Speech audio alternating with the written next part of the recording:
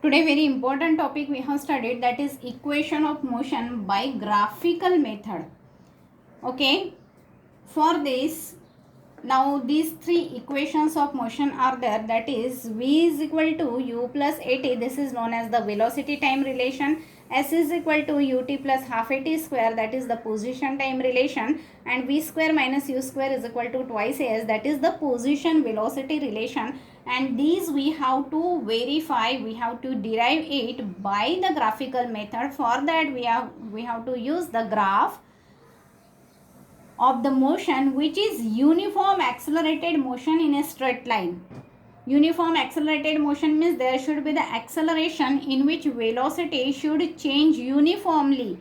It means change in velocity should be same for the equal interval of time. And hence we have drawn the graph. Now here you can see that the velocity is not a zero initially, but we have taken some velocity u, because for every situation it is not possible that every time the vehicle will start from rest, and hence we have taken some velocity u. So this is the original graph. Okay, now for this graph we have to verify all these relation, and all these will be valid. These equations are valid only from the uniform accelerated straight line motion. Okay, this is the time axis, this is velocity axis. Velocity is changing from the initial velocity u to v in the time t. This time, this much distance is taken as t. Okay, this much is u, and from this to this it is v, that I have represented here. Now we know that acceleration, to verify the first relation, acceleration is change in velocity divided by time. From this graph we can see that this is the change in velocity. Okay, how much is this? This is total v minus u. Okay, so v minus u, that will be this much quantity, that is the change in velocity, divided by time. How much time it has taken to change from v to u to v?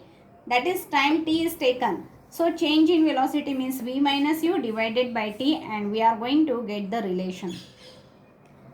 Now second relation, we want to find out the distance. Already last time we have seen that the area under this graph, that is nothing but equal to the distance covered by the object during this change. Okay, so S is equal to area of this trapezium. But now this trapezium, you can see that I have divided it into a triangle ABC and the rectangle ACDO. Okay. So now here we can use the area of the trapezium, that is equal to area of triangle plus area of rectangle. What is area of triangle for? That is half base into height. It means this should be the base and this is the height. How much is the base? Base is nothing but t. Okay. How much is the height? Height is this quantity already we have used, that is v minus u. This much is v minus u. So that values we have to put. Okay. Now what is the area of this rectangle? Rectangle area is length into breadth. How much is this length? This length is nothing but t. And how much is the breadth? Breadth is u. This I have represented here. Okay. So u into t. You have to put the values and you will get the second relation like this. Okay.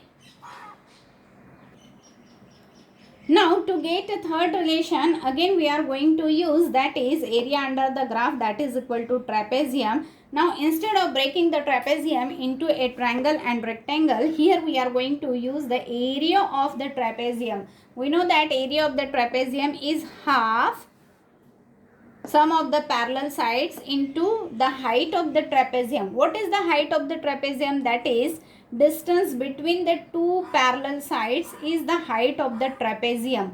Now we can see that here in this figure, this is a trapezium in which OA is parallel to BD. So these are the two parallel sides. Okay, OA and BD. We have to add it. What is OA? U. And what is BD? It is V. So U plus V. That is the sum of parallel sides. What is the distance between separation between them? That is equal to T. Height means separation between the two parallel sides. That is equal to T. So you will get the area of trapezium, that is equal to half into height T multiplied by U plus V. Okay. And that values we have kept it here in this, and you will get the relation like this after transposing the values. Now instead of T, we have put, now from this relation you can see that T is equal to V minus U divided by A, and that value we put it here. Okay, and after putting all this we are going to get this third relation.